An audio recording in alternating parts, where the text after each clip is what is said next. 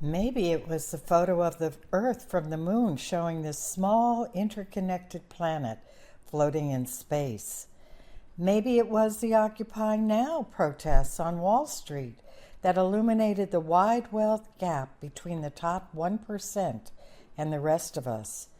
Maybe it was the United Nations scientific warnings about human damage to the environment and the devastating threat of climate change. Maybe it was all of those things or none of those things. Who knows? But there has been a ground shift in the public recognition that corporate growth at any cost and the rising threat of climate change need to be supplanted by another approach to living and economic development that works for everyone and takes care of the earth. I'm cautious about these things, but I'm also not knee-jerk pessimistic. The Berlin Wall collapsed, unexpected. The Soviet Union collapsed, unexpected. Apartheid system collapsed, unexpected. A bunch of farmers and small businessmen in the 18th century defeated the British Empire, the most powerful empire in the world, unexpected. So the women's movement came out of nowhere, radically shifted consciousness, the biggest cultural revolution in modern history. I'm cautious about predictions that people, because they look at the moment when people are very pessimistic about the current state of affairs in Washington, I'm cautious about what that means. We shall see. And I certainly think that's what we should strive for, laying the groundwork for something much larger and getting serious about it. If you don't have that kind of vision of where you're going, you'll never get there. So I think it's time to be cool about being conscious of what is possible historically, conscious also about the difficulties. But pessimism is pretty easy because we all have a vested interest in pessimism. You don't have to do anything if nothing's going to work. In this video, you will meet the amazing changemakers creating community wealth around the U.S. that is fostering and protecting the well-being of people, community, and the earth. They are leading the way towards an equitable and sustainable future for everyone. Prepare to abandon your pessimism. The foundation to community wealth building is community ownership and control of its assets and a flourishing cooperative economy. We are at a pivotal moment in history to reimagine finance, to redefine finance, and reprioritize our funding, reprioritize what money can do. We can reverse the script, rewrite the rules of money, reverse the script so that money can be used to help and heal our communities rather than harm. A public bank is a financial institution that is owned by a local government, a city, a region, or a state. And the deposit base for a public bank are the taxes, the fees, the fines, the funds, the revenue that our city accrues, which then leverages to create loans, just like any other bank. But the difference between a public bank and a private bank is with a public bank, the interest and profit belongs to the community. So rather than it gets siphoned out of state by private Wall Street bankers and private shareholders, that money stays here and gets recirculated back into our local communities so that we can fund things that we need: affordable housing, solutions to homelessness, a Green New Deal for Los Angeles.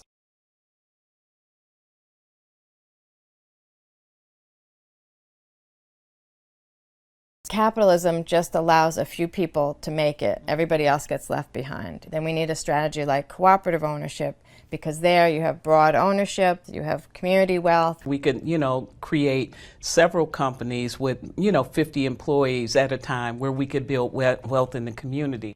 The model is such that no less than 80% of the ownership or the equity of any of those businesses is held by the employee owners. So there can never be a dilution event of any sort, no private equity or outside investment that, that might take that ownership level down. The initiative started in 2018. The fund was created and the backbone of the fund was defined to basically acquire small businesses in the community, convert them to employee ownership, and support them in the evergreen network of other cooperatives. It really takes till the point of profit sharing for it to sink in, like, wow, this is real.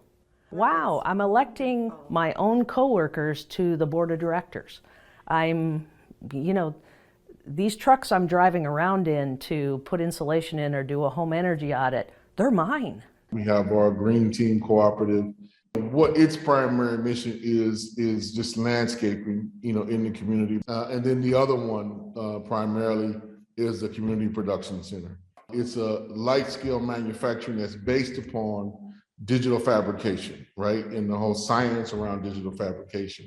So that's precision cutting, water mill cutting. What most people understand is 3D printing. The main thing, just so folks know that it is actually working on is learning how to produce housing, right? Like different types of 3D print housing. Most fisheries are depleted, but lobstering is thriving in the Gulf of Maine. There's something like a couple of hundred boats for ground fish in this Gulf, and there's more than 1,000 boats for lobster. And the reason is that there is essentially economic democracy is governing the lobster industry in Maine, where lobster fishermen elect their own representatives and help set rules like how many traps can you hang off a buoy. And the state has set rules based around the life of lobster, like you can't take a lobster, a female who has eggs on her, that's illegal. But but there's a really interesting ownership rule that's going on here, and that says that lobsterman, the fisherman has to own the boat that's fishing on the inshore waters. No corporate boats can fish inside the sensitive inshore waters where the lobster live. Basically, they have a rule that says only mom and pop operations can do lobster fishing, and they also have a rule that says you have to fish with traps and no trawling. So you respect life, you respect the life of the lobsters, you respect the life of the bottom of the ocean, and you respect the life of the families that are fishing there. And when you build those rules into economic democracy and into the ownership structure, lo and behold, what happens? You have a thriving lobster industry. You have a thriving families. You can actually make a living fishing for lobster. Kodiak Electric is a cooperative, and we're owned by what we call the members. So when you have a service or meter with Kodiak Electric, you are a owner of the company. The benefit is that any profits that are made by the company are redistributed to the owners as capital credits or dividends, I suppose you could call it. And it's actually a mission statement that reads, "We will endeavor to provide 95% renewable power." This year is projected to be a 99% renewable energy. So Divine Chocolate is a chocolate company that delivers fantastic chocolates. It's delicious. But what's special about it is that the cocoa farmers in Ghana co-own the business. And so they own 33% of the company here in America. They have seats on the board of the company. They have a say in how the company is run, and they ultimately get a share of distributed profits. One of the purposes of our program was to strengthen the agricultural economic development in the state of Montana. Of course, the volume that we go through, I couldn't have my food buyers call 30 farmers to get 300 pounds of tomatoes.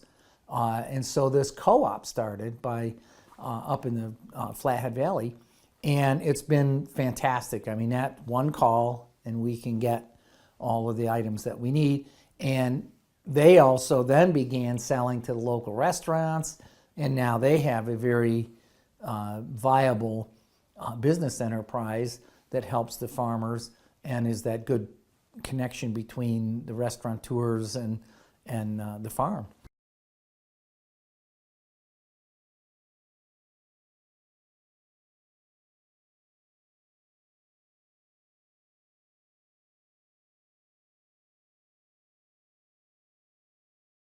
Affordable home ownership is an essential component of community wealth building. We have community land trusts, the Fannie Lou Hamer Community Land Trust. Our aim is to stabilize rents and just living conditions and to make it something that's permanently affordable and long lasting for generations. The idea of combining CLT homes, so our traditional CLT home where the owner owns the home and we own the land, with an accessory dwelling unit. But our plan is to construct new housing and an accessory dwelling on the same lot and sell them both. We would manage that rental property for the homeowner, but it would also provide some increased revenue and equity for the homeowner. We have a home ownership program that basically enables people to finance the purchase through a payroll deduction program. So we're helping them with all of the credit rebuilding and financial literacy training needed to make them eligible for that very, very low interest, in some cases no interest loan. There's a 5-year property tax abatement that they're eligible for as well. So for the first 5 years, they really are just focused in on the mortgage payment. With Evanston, if you overlay the map of Evanston with a red line map and where the 5th Ward is, the boundaries are very similar to that of the red line map. And in their documentation, they deemed it less valuable because of the amount of Negroes that were in that location. And so because of that, banks won't loan, developers won't develop, resources are taken away or not included. And we move forward with that as a foundation of our case for reparation. In November of 2019, we actually had our vote on Resolution 126R19, which was to establish reparations for the Black community in Evanston using the cannabis sales tax revenue. What today is a $25,000 direct benefit for housing equity that will build wealth immediately through equity. They had this idea of having tiny little houses and then a shared community building that would have a kitchen and showers and laundry facility, which is, in a sense, exactly what we've built. 30 individual cottages, each of which has a bedroom and a half bath, toilet and sink. The big difference between being homeless on the street or in the woods, around here a lot of people are homeless in the woods, and being homeless in the camp is the difference between loneliness and community. So it was really interesting, for me at least, to learn that there are two fundamental human needs. One is housing, the other is community, and that they're equally important. Community wealth building cultivates healthy and sustainable local food production system. The land that the Sisters of Providence have here in St. Mary of the Woods is 1,200 acres of property, everything from certified forests to certified organic farmland to organically grown gardens, about 7 acres of gardens. We have pastures with alpaca, 47 head of alpaca here on the grounds. We have a community-supported agriculture program. It's a different way of looking at agriculture where the people buy shares. So we all share the risk with the farmers, with the gardeners, so that doesn't make it difficult for someone to actually do that work. We have our Freedom Farms Co-op, and its objective is to produce food sovereignty in our community. Really about creating a set of practices and trying to encourage as many people in the community to take those front lawns in the backyards that they have, and we have a lot of them have a lot of space in Jackson, and say, hey, we can change our quality of life and reduce some of our bills. Kind of two dimensions. One, producing a baseline of food for our membership, right, through our own internal community, CSA, supported agriculture modern community. And the second is producing enough, of core commodities to go to market. Green City Growers, which is a 3.5 acre hydroponic farm in the central neighborhood of Cleveland. We're at about 40 employees today. Around 22, I believe, are employee owners. At the time we launched, it was the largest food production facility in a core urban area. Yeah, the Farm to College program is one of the first in the country. We started in 2003. The program has really blossomed into something that is very sustainable. The food supply was 93% of the food that we served was through a wholesaler from anywhere in the world. There was no conscious, pointed, purposeful effort to buy local food. Now we're purchasing over 20% of our food on a $3 million budget, and we're either at or below industry standards. It has not cost us more.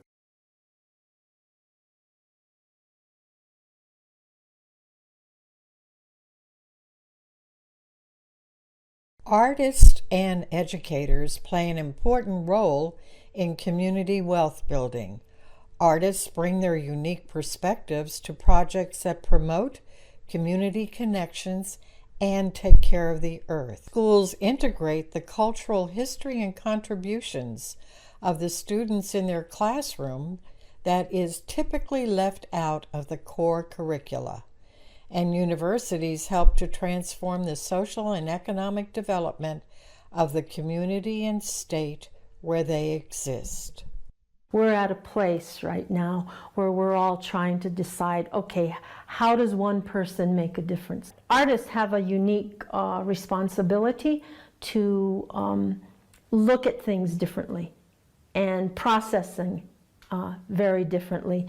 And then through that processing, there's an articulation, whether it's tangible, whether it's a performance installation like we're doing in Washington, D.C., to look at things in a creative way that may have some really interesting answers. During the course of the Music Box, when it was open to the public, this house also housed about 5 different instruments. So there was a bathtub bass behind you, there was a folding out from the wall.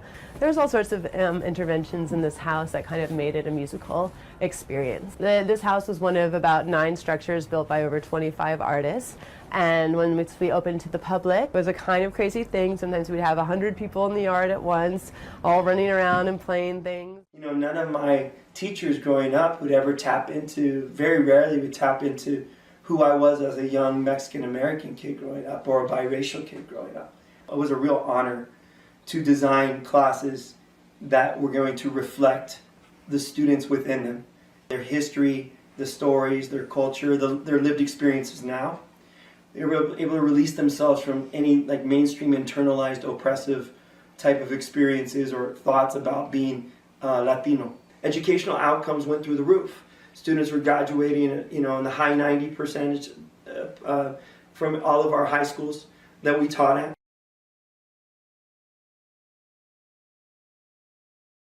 It caught me off guard when I started working here that I would get a lot of applicants for people who were in perhaps foreign language or policy, poli-sci, or urban planning, urban development. And as it happens, what these people typically want to do is they either want to go to other areas and help them work on agricultural development, or maybe they want to go into environmental policy, environmental advocacy, and things like that. The political economy in which we all live has already passed its end date. Signs of dysfunction are everywhere.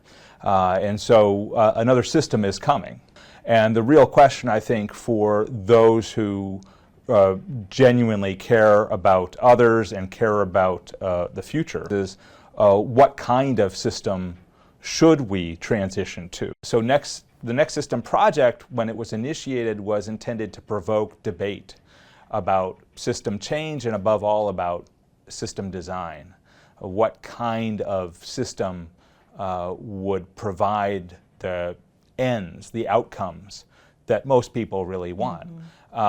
Next System Studies here at Mason follows up on that by bringing the academy in a much more sort of deliberate and sort of invested way into those same debates. There are really 2 paradigms. There's one, the dominant one that we live with now, we can call extractive. Its aim is extracting maximum amounts of wealth. It's being extracted from the environment, from the community, from wages. I mean, employee productivity has gone up dramatically in recent decades, and yet wages have been flat. That increased value has been extracted for a financial elite. It has to be something else. We have to reorganize ourselves around life. Community life, family life, employees. We need to be focused on employee well-being. We need to focus on ecological well-being. It is critical that we create a new system that puts power into the hands of the people that's not based on inequity or extraction.